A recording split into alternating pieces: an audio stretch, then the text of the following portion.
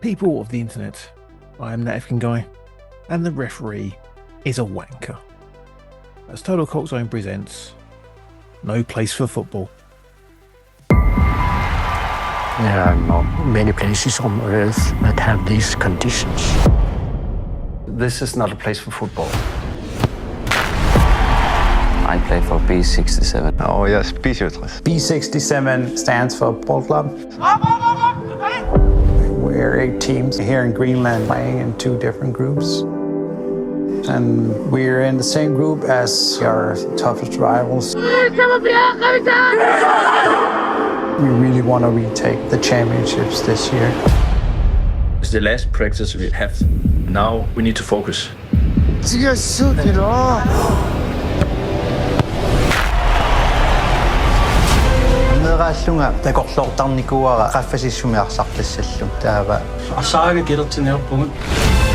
시대명사표시나시 이기또아스나 비슈지로 그라시나니. The weather is unstable. We're limited in how we can train. You talk about the traveling. Greenland is bigger than Europe. The flight is cancelled now. Hvad plejer man at gøre? Jeg har ikke oplevet det. Så vi er spændt på, om B67 kan nå at komme til i morgen. Vi spiller lige meget hvad.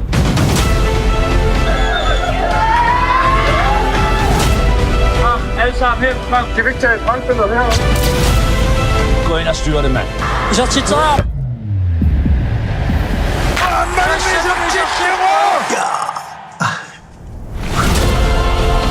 If we show we can believe in our goals and dreams, the next generation, they will do the same. And then we have made something impossible possible. It will be the best feeling to make our town proud. We will go after the gold.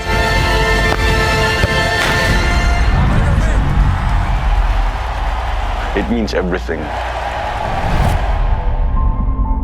What was that show? Ted Lasso. I need a bigger mustache. And cut.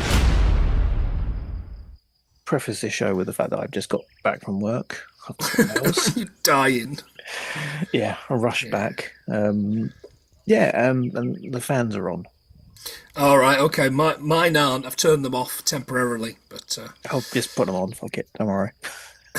no, I've put them in the bedroom. They're technically on in the bedroom, awaiting my later on. Let's see if that works. Nice. So, different opinions on this film, I guess, because different angles. Yeah. You like football and I don't. Yeah, that's right. Oh, yeah, I do. I do like football. Well, I most of my life I've not enjoyed football, but I do support football. Is that because of who you support? Yeah, probably. I'm a big Forest fan. Have been for a long time. We're having bountiful times at the moment, I guess, compared to the times we've had in the past. But I grew up just after the big successes, so I never saw us winning Europe, and I'm still not seeing us winning Europe this year. But yeah, it's all right. It's okay. It's fine. It could be worse. I work with a guy who supports Tottenham. Yeah. I thought you were going to say like Leyton Orient or something. I was going to say that is grim, but yeah, Spurs is worse. Yeah, I made the mistake of saying something about the goalkeeper in the Europe, was it? Who was it the big match they had? Oh yeah, he was atrocious. They took him off after like 15 minutes. I made a joke about that, and he went on the ramp for 20 minutes, and I'm like, yeah, I don't really care. You're just trying to make small talk. Yeah, I was just, pass the time. And 20-minute rant about how it was the manager's fault for taking him off or putting him on there in the first place. And like, who knows? Our our opinions don't matter. Us film reviewers, our opinions don't matter. Yeah, so today's film is about football. And as someone once said, football, it's a funny old game. 2 teams that were in this film really that had the heated rivalry that we're about to chat about are called B67 and N48. Yeah, sure. It's short for Bold Club and Alf 1967, which actually means Football Club 67 because they were formed in 67. And Nadlungquag. Yeah, you've done 48. more work on this than me. I've got to be honest. I've just gone, oh, he did look like somebody. Yeah, and all the teams essentially have like single letter digits names as shorthand because there's only 8 teams there. Yeah, and their names are massive. It's not just Greenland; like they have this in the Faroe Islands as well, and other Scandinavian. It just seems to be a Scandinavian naming thing for football teams. I quite like it. It works. Yeah, man, me too. But yeah, football was a funny old game. So here's a quiz for you. Football. Oh, Christ! It's a funny old name. All right. Okay. Very good. Yeah. So I want you to tell me which are the real teams and which are made up. Okay. Bonus points for guessing where the teams come from. Yeah. So first team, Insurance Management Bears. Insurance Management Bears. I mean, that sounds Ghanaian if ever there was a name. So you're going real one? Yeah. I'm going to guess that they're all real ones because I know when I do a quiz, that's exactly how I do it. So yeah. Yeah, it's real. Where do you reckon? Ghana. Yeah, Ghana. Ghana. Bahamas. Oh, right. Okay. I'm going to see if I can get a shirt for them. That'd be cool. That'd be nice. Next team name, absolutely Fabregas. No, I'm not. I mean, at the best, that's going to be like a 5-a-side team from Islington or something. No, I'm not having that at all. No way. Yeah, but it is a fake. Yeah. Okay, Cape Coast Mysterious Dwarfs. How far away are they? Yes, I'm going to go yes with that. And it's a Cape. The Cape, so I'm going to, I don't know, South Africa? They're not known for being particularly kind to anybody. So yeah, the South African people. Yeah, it is a team name, and you should have stuck with Ghana. Oh, right, Ghana. Oh, right, those Ghanaians. Great rivals with Cape Coast Venomous Vipers FC.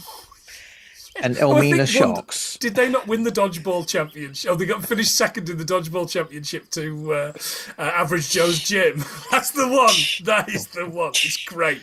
That's such a slept-on movie. It really is. The Dukes of Hazzard. Now I think that's going to be real. There's got to be somebody somewhere like 6th Division US team. I'm going. Nope, it's made up. Oh, boo! Minus a point there. on this really important scoring system. Yeah. Not arbitrary at all. La Lana Del Rey. No, absolutely not. It's fun though. Correct. That's made up. That's good. Next up, Miscellaneous Sporting Club. Now, as somebody that used to go and watch football semi-regularly, for a football club called Billingham Synthonia, who were the only football club ever to be named after a synthetic product. It's very true, a chemical product made by ICI in the northeast in the 50s. Billingham Synthonia ended up being a real football club. Yeah, I'm going to say yes because it's fun, and I'm going to say it's got to be Africa again. So let's go Uganda because they're horrible, aren't they? Let's go Uganda. There's some human rights violations, so why not call a football club a miscellaneous football club? It is a real team. They're from Botswana. Oh, right, okay. You see how there's a common reoccurring theme with most of these teams and where they're all from. It's madness. African football is crazy and I love it.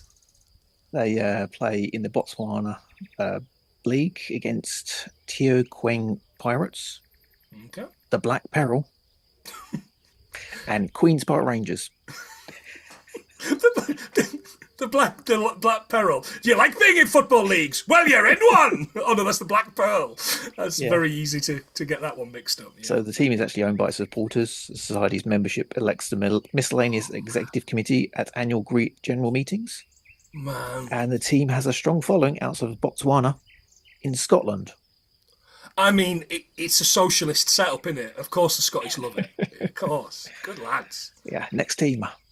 Harland Oates. You want to watch their centre forward? She's a man-eater. There was probably a better one there, but that's the first place I went to. No, I'm not having that. Yep, correct. That's made up. Okay. Good. Okay. These are good five-a-side names, though, or good fantasy football team names. I think they were fantasy football teams and like five-a-side random ones in Sunday leagues. Like Billy Ocean's 11 and stuff like that. Norfolk and Chance. Yeah. Yeah. So, Crab Connection. Is that not a song from the Muppets? Yeah, Crab Connection, sure. And that is from, I don't know, Jamaica. It's from the Jamaican League. Correct. No, get out! And close, Trinidad and Tobago. Oh, right, okay. Yeah. Who's your favourite, Trinidad or Tobago? Or is it the ampersand in the middle? Well, they're in the TT Super League playing the Superstar Rangers, Joe Public, and Police. Just Police. Yep, just Police. Boo! Boo those guys. Next up, might have heard of this one. Deportivo Wanker. Deportivo Wanker is a real football club. I'm well aware of that. It is. Whereabouts are they? They are. I think they're in northern Spain. I think they're in northern Spain. Are they? Or are they in Deepest, South America? Deepest, Peru. darkest. They're Peru. There you go, Peru. Give you that one. And finally, Bonabridge FC. Bonabridge FC or Bonabridge FC. Is it Scottish? Correct. There you go. Yeah. It's not Bonabridge, it's Bonabridge. Nice try. It is written Boner. Nice try. Playing the North Caledonian League in the Scottish Island. There you go. Yeah. So you got 12 points. Only 1 point out from winning a new Bose stereo system. Oh, boo. They still make those? Yeah, I got You just put your speaker on really loud on the bus. Is that how it works? I got given a free one the other day because they discontinued my service. Oh, right, okay. Buy one, get one free. Sure. Fair enough. That's got on eBay. Nice. Okay, shall we get to the film? Yes, please, let's. Because there is a film here. Yeah. If anyone's tuning in for this review, then they're going to be absolutely furious that I've just been really unkind to African football when this is really about a football federation people need to be kind to. Yeah. Yeah. No Place for Football is a feature documentary that explores perseverance, identity, and the unifying power of sport in one of the most remote regions on Earth.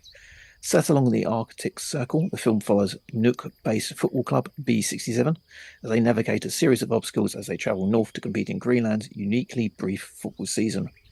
With unprecedented access, the film captures the team's journey to Ilulissat.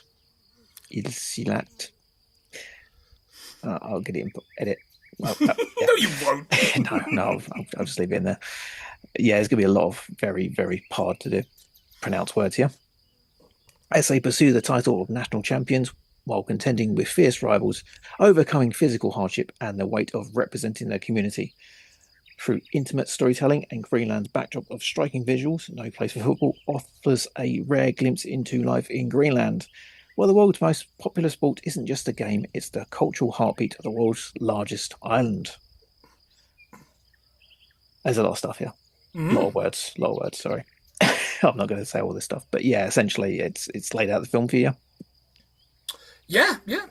It's as a statement from the directors. With all eyes on the upcoming FIFA World Cup, we're excited to share the story of one country still waiting to get in.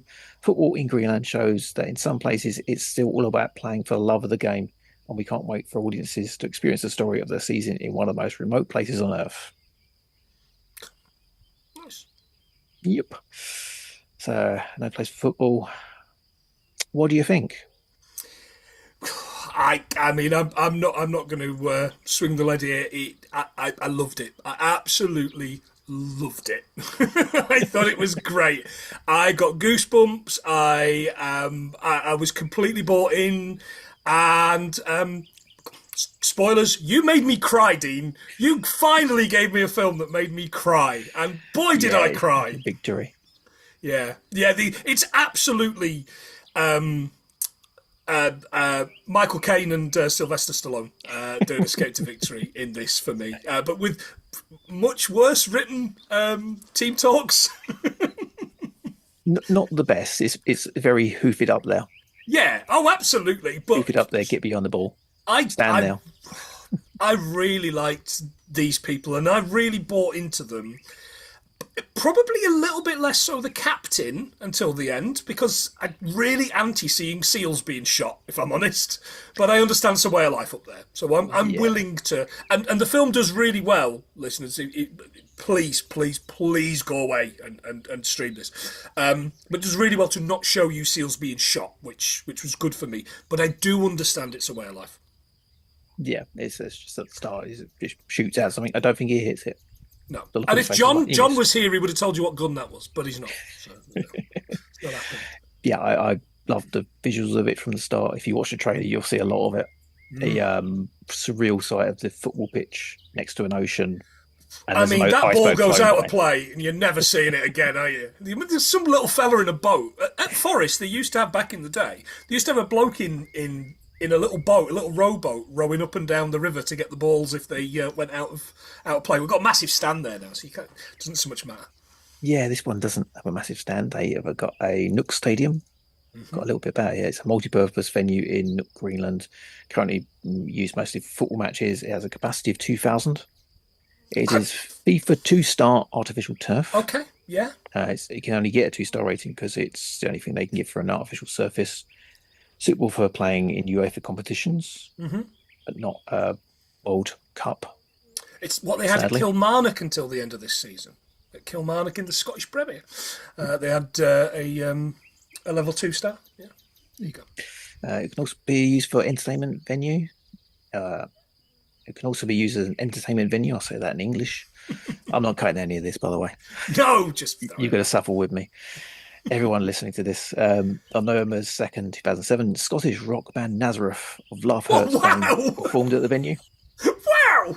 On April 1st, 2011, the venue was visited by Susie Quattro. Oh, fantastic! 2011, Susie Quattro. What's that about? Man.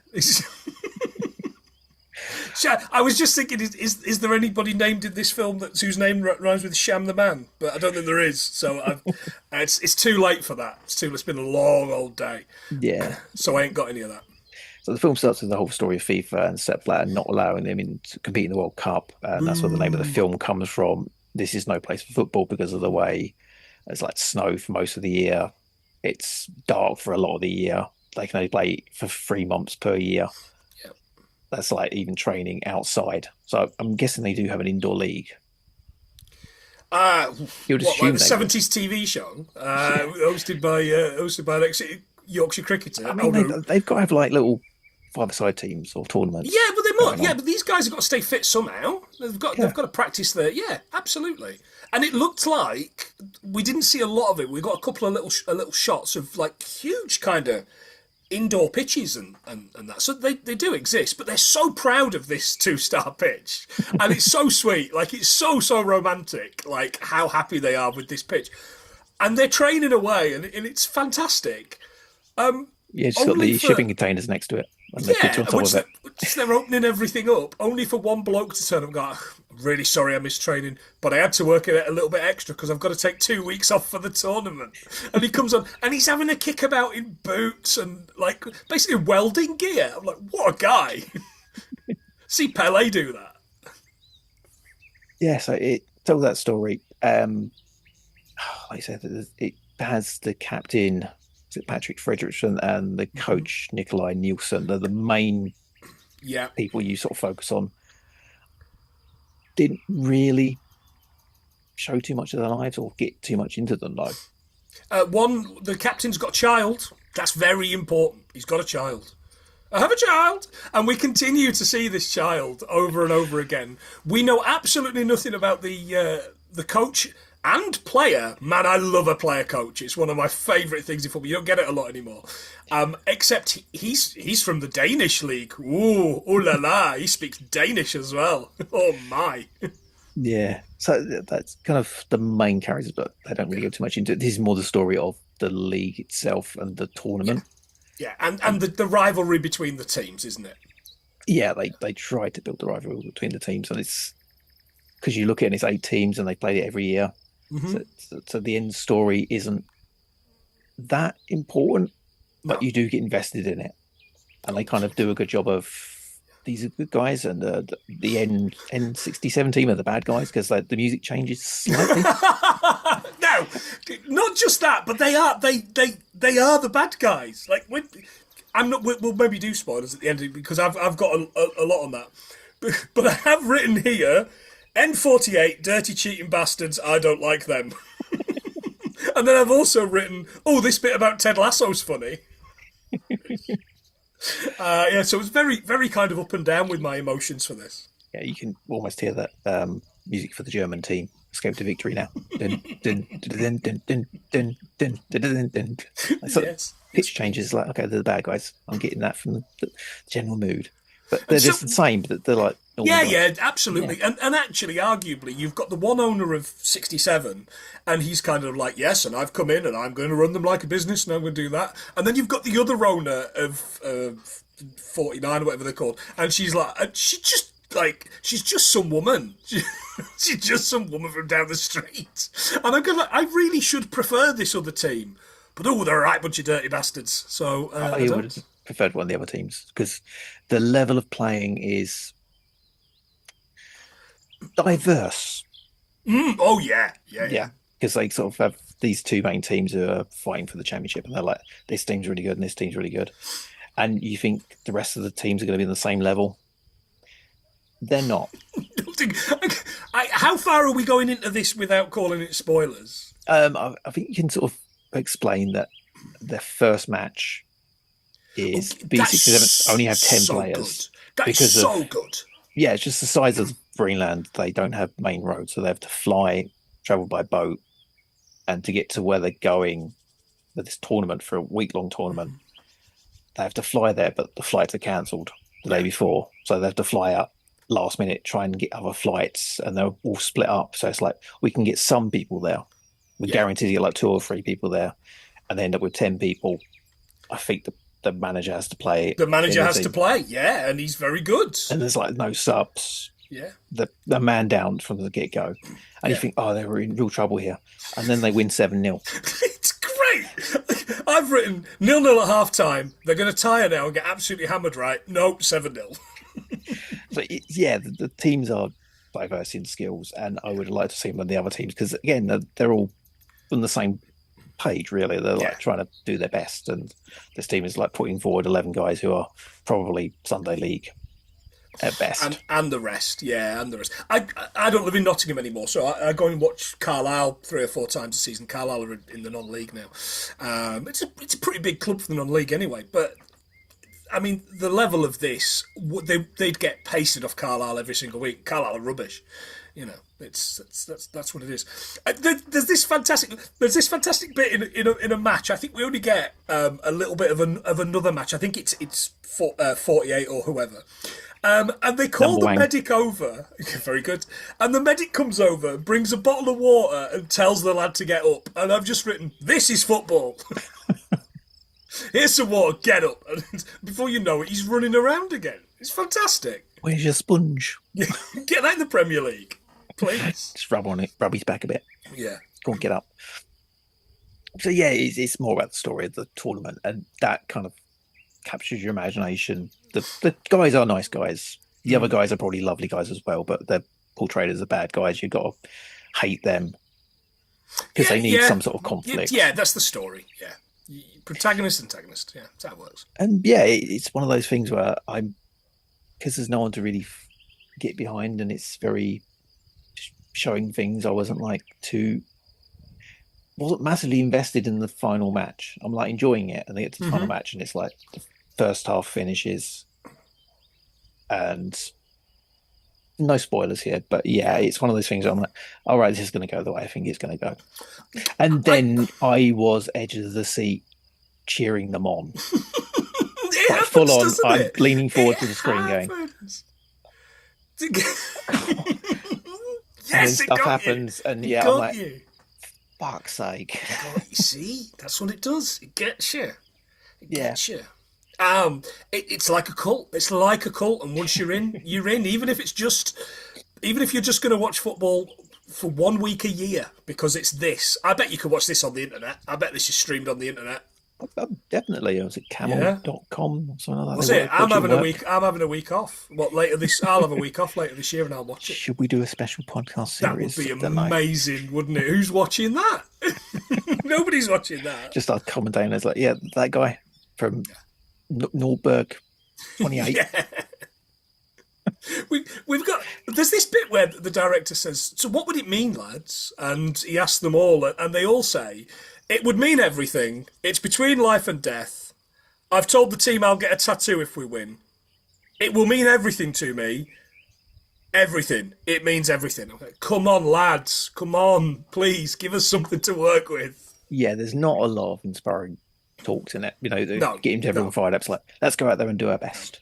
And even the man. And again, this is a 4 out of 5 absolute. Go away and watch this and have fun if you even a passing interest in football. Like Dean, you've enjoyed it and you've only a passing interest in football. If even that. Even the really excitable commentator is the most laid back human being I've met outside of, I don't know, you. Right? He is so. I think you two might be related because he's just like. In fact, it's like the bit out of The Simpsons. I'm there going, holds it, and you're going, holds it, holds the ball, passes it to thing, passes it. And, that's what it is. It's great. Yeah. I've got to play 4 out of 5. I think the slight lap towards the third act, it's like a bit of a come down. Then, like to say, the second half of the match, I'm like straight up again. Yeah. I think for me, there's a minor spoiler at the very opening of the film, which we're not going to talk about, because for me, I couldn't forget while I was watching it. I had to watch it in 2 parts, unfortunately, but the first time I watched it, I couldn't forget what I'd seen in that first opening scene. Which is of what happens at the end of the film, and I get it. You're bringing us in, you're dragging us in. It's everyone's got the mental fortitude of a 3-year-old these days, and you feel that you need to. But I didn't feel like I needed that. I think I would have liked to have maybe seen a bit of footage of the year before when they got beat, or something like that. Something like that for me. But these lads, are they related? Are they? Because they're both called Smith. Are they brothers? The directors? Do we know? Does it say in the press? Stuff. We've got Brandon Scott Smith and Derek Sullivan. They're very good documentarians. There's no doubt about that. Yeah, they probably are. Yeah. It doesn't say, but I assume they are. Yeah. But yeah, it's really well put together. The lack of characters in it possibly is just due to the fact that the guys aren't super charismatic guys. Yeah, the most charismatic one's the coach, isn't it? Footballers, to me, these days don't really come off as characters. So it's not a massive surprise. Yeah. It's not like the 80s and 90s where Hellraisers and... Yeah, I think the same with Hollywood stars. I say this all the time. Say what you want about Clooney and Brad Pitt and that. They're great at what they do, but they're not really characters, are they? I couldn't tell you one thing about Matt Damon. I'll let the listeners do it. That I just couldn't tell you one thing about him outside of movies, and then still I don't really care. Do you know what I mean? That sounds terrible for a man who has a movie podcast, but you're right. There's no Razor Ruddock. There's no Vinnie Jones. There's Paul Gascoigne. There's no Gazza. It's missing those people. Otherwise, like the visuals carry it. The story of the football out there is interesting. Maybe a bit more archive footage in there. Yeah, it's romantic enough. Yeah, maybe like he's doing something for the kid. But I don't know. The kid didn't have a lot. It missed that, but there was loads of. I've written me during the first half of the final, and no spoilers here. I've got hit it, oof, yes, ooh, handball, and then Rachel going, hey, it's not real, and me defensively shouting, it is real, because it is real. Honestly, these lads, they're welders, they're drivers, they work on the ice, they do all this, and 1 week a year, they are superstars. And God, that's a message for all of us, isn't it? Us podcasters. Us film reviewers? Is that a message for all of us that we work hard for the money, so very hard for the money, and then for half an hour a week, we do this? But yeah, I get to watch a film. I have been given this film to watch, and I love it, and I can't thank the lads that have made it enough, because they've shone a light on something I honestly didn't even know existed. Greenland was just somewhere that the US want to put their military base. I've got to be honest. I was very ignorant. You're ignorant to that. Yeah. So No Place Football celebrated its premiere at the Docklands Film Festival on the 3rd of May, and the film will be released on digital download on the 29th of May, which may be tomorrow, maybe today, maybe yesterday. Depends when I get around to editing this, because as you can tell, I'm full of life at the moment. Big recommend for me. Me too. If you can get a copy of it, do so. Yeah. I'd like physical media. I might actually buy if they put a lot more in there with the archive footage. Maybe do a whole history on football in Greenland. Yeah, if they do that, I'm getting all over this. Yeah, definitely. Because there's a lot of scope there. I mean, if they're trying to push the idea of having them in the World Cup, which who wants the World Cup these days? No, start your own one with blackjack and hookers. Yes, please. But yeah, if they want to do that, they've got to sort of push it. The history of it, the passion behind it. Yeah. Because the film has a bit of it, but it just needs a bit more firing up. There's like a small nations World Cup, and I assume Greenland must be in that. There's like a really tiny nations World Cup, which is places like Catalonia and Vatican City. Vatican City, I think, could probably put the Pope out. The Pope used to be a goalkeeper, didn't he? Old JP2, he used to be a goalkeeper back in I assume a million years ago. But yeah, I'm sure Vatican City could put a team out. Team of bishops. They can only move corner-wise. Doesn't matter. I don't know enough about chess to make that one work. Yeah, I'm too brain dead to do that at the moment. Where can we find you online? 100 things we learn from film.co.uk, where John and I will infiltrate your ears with film facts. I enjoyed the film facts in this, but we won't be doing this as an episode because we want to try and learn 100 things. I think I probably learned about 50 at the very most, from this. But yeah, we tend to do. As of this week coming, we are doing Safety Last, the Harold Lloyd film from 1923. Yeah, boy. Yeah, you see, John likes him some silent cinema, some silent comedy. So we're doing that. Interesting. Yeah. With Charlie Chaplin earlier in the year, The Gold Rush. We've done Nosferatu last year. We feel like we should diversify into stuff that's free that anybody can watch on YouTube, so people have got no excuse but to watch it. You can sort of put clips on your show and not get copyright claims. No, you can't, because someone's always locked them down, or YouTube's always like, no, somebody tells me that belongs to them. You can dispute it if you want, but you'll probably lose your channel. I'm like, no, I just won't bother disputing it. I'll just spend 20 minutes making a different video that doesn't have that in. Thanks. And TotalCultDocFest was where you can find me, posting my zine, a bunch of things in there, including some art stuffs, reviews of things, and my socials are on there. If you want to send me some hate mail or want me to edit your podcast, because if this sounds amazing, I've done a really good job. Seriously, pay me to do it. Hang on, I can always just move my head around. You can pretend it's Boo on here instead. He's not going to listen. No, I know. That's why I do it. Just bang exactly. the mic. But yeah, give Dean some money. He's got a Patreon. Give him some money. Oh yeah, the Patreon link's in there. Yeah. TotalCultZone.com.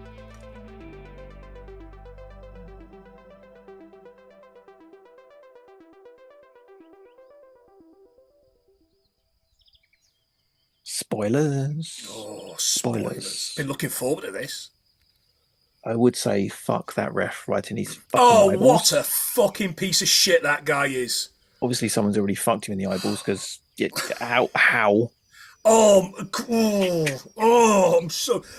so angry at this guy so much. The line is, what is going on is falling over not allowed, and the manager gets booked for that. It's so unfair. The guy is absolutely scythed down, gets a second yellow, and is sent off. for falling over is the translation. Oh, I'm so angry. Yeah, that got me because it's. Yeah, I'm guessing it's spoilers. I can go into it. It's like you go first half they're 1-0 up, and that's when I'm like, okay, it's going to go the way I think it's going to go, and then the other team equalise. Like 2 minutes to go. It's heartbreaking stuff. Yeah, and then like they say someone got sent off for diving. Yeah, there's a guy sent off for diving. There's a guy sent off for a pretty rash tackle. In fairness, so they should when they're down to 10 men. That's right. The second sending off's atrocious. Yeah, and then the manager gets a yellow card for falling over or something. It's like the manager gets a yellow card for shouting at the referee. I'm like, the refs being paid off. Yeah. Oh yeah. And by that woman down the road. Yeah, they score another goal each, and then it goes to penalties, and it's the whole thing of sudden death several times. It's like, it's going to go their way, it's going to go their way, it's going to go their way, and then no. And I know because it's sport, you can't. There's no guarantee that this team are going to win, but it feels. I don't know, it feels such an anticlimax at the end because the film's about them. They're not going to lose. How many times does Rocky... Okay, Rocky loses in the first one. But after the first one, how many times does Rocky lose at the end of the movie? He doesn't. He never does. Yeah, I mean, he won in the first one. He won the fight that he was in for. Oh, of course, yeah. I'm guessing that's what they're going for with this. It's like, they tried their best. They did their best. Yeah. They got like completely screwed over by the ref who was on being paid off. I'm going to say it. Guy was getting paid off. He had his money on the other team. And Dubs, whoever they're called. Sorry, guys. It's I knew the post-film epilogue with the next year they went on to win it. 5-0 in the final. Good lads. Which I think undercuts the message of the film. But then you go, there's only 8 teams in the league, so they've all won it at some point, and it's continually bouncing between everyone anyway. Yeah. So it's telling the story about the tournament and them liking football. Yeah. The tournament's so interesting. Like, for me, this whole kind of like 2 little mini leagues and then they go on to play a semi-final and a final. That's such a good way of doing it. Yeah, and like 2 games a day. It's so good. Like, even me, who loves football, I'd be knackered by the end of that. I'd just be so fed up of football by the end of that. I would, especially if my team got beat in the final, which they did. So I've taken this team on. This team, I'm going to see if I can get a shirt, although they're not very nice. But I might see if I can get a shirt. But I've got to say, there is this little bit in the semi-final of this team in orange. They're called G44, right? And it's basically, we will not respect them at all. They are not respectable. I am disrespectful to dirt. Can't you see I'm serious? It's like a cult, right? They're doing all this screaming and shouting, and 38 seconds in, B67 are 1-0 up, and at half-time they're 6-0 up. They go on to win, I think, 7-0. Maybe if you'd shown them a bit more respect, that wouldn't have happened to you.